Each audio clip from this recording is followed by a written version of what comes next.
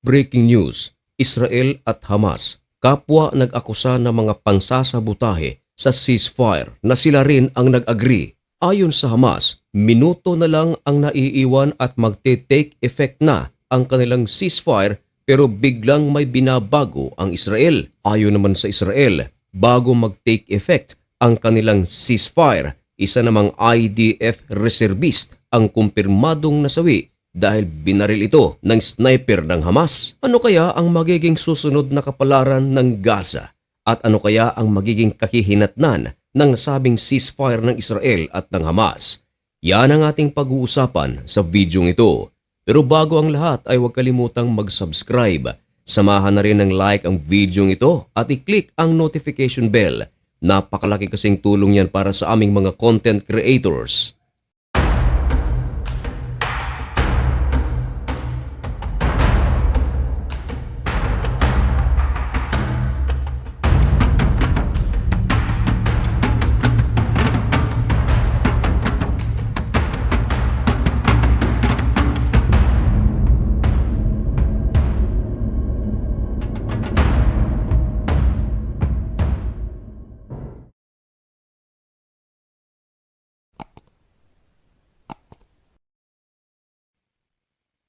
Maligayang pagbabalik mga kaibigan. Kumusta kayong lahat? Ngayon ay October 10, 2025 at nagbabaga at napakabagong balita ang ating ihahatid sa inyo. Ito ay tungkol sa pinakabagong update sa pagitan ng Israel at ng Hamas, Israel at ng Gaza tungkol sa kanilang ceasefire na sila rin ang nagkasundo. Ito ay pinagitnaan ng United States of America at iba't ibang mga negotiators sa Arab countries at sa Europe. Tama ang inyong narinig mga kaibigan sa ating intro na nagpalitan ng mga accusations ang Israel at Hamas bago magsimula ang kanilang ceasefire. Nako, paano ito? Hindi pa nga lumalawig ang first phase ng kanilang ceasefire at meron ng ganitong mga nangyayari. Ako sa rito, ako sa roon.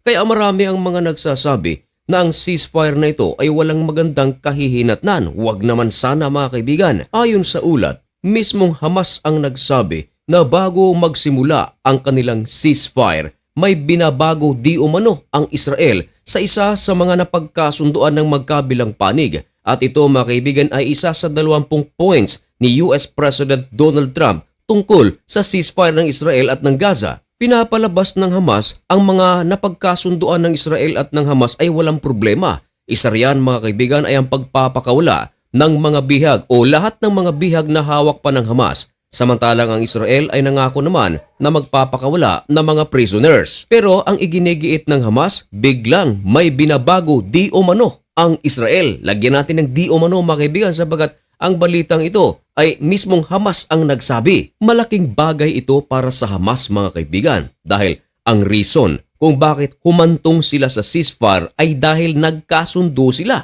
Ngayon, ayon sa Hamas mga kaibigan, merong mga binabago ang Israel. Ibig sabihin, hindi yun kasama sa napagkasunduan.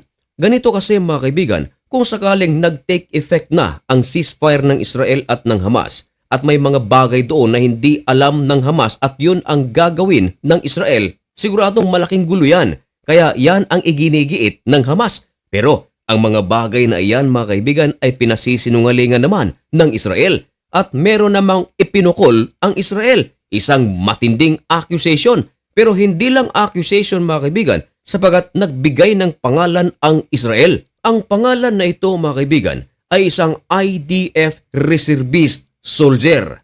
Ang kanyang pangalan mga kaibigan ay si Sergeant First Class Michael Mordecai Nachmani at siya ay 26 years old. Siya mga kaibigan ay naka-assign sa Gaza.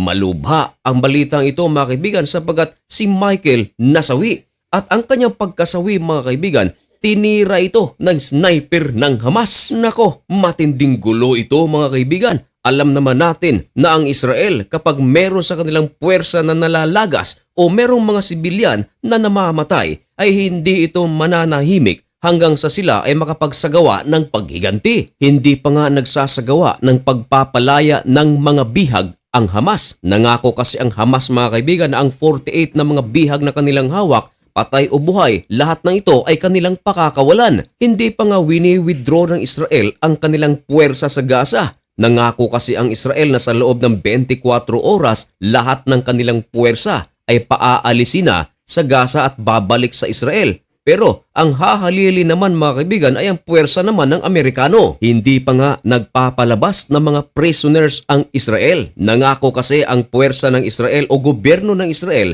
na kanilang pakakawalan ang mga prisoners na nire-request naman ng Hamas. At eto nga, matindi na ang palitan ng mga accusation ng magkabilang panig. Bagay ito na ikinababahala ni US President Donald Trump. Kakalabas pa lang sana ng pahayag ni President Donald Trump at ipinagmalaki at sinabi nitong we ended war, Israel and Gaza. Ibinida pa ni US President ang United States of America at ang kanyang administration sabay sabing, "Blessed are the peacemaker." Ang talata mga kaibigan ay matatagpuan sa Biblia sa Matthew chapter 5 verse 9. Pero hindi nagbigay ng pahayag si President Donald Trump na kung sakaling mangyari na ang ceasefire sa pagitan ng Israel at ng Hamas. Hindi siya nagbigay ng pahayag kung sino ang mamumuno sa Gaza. Hindi niya sinabing Gazans, hindi niya rin sinabing Hamas, hindi niya rin sinabing Israel.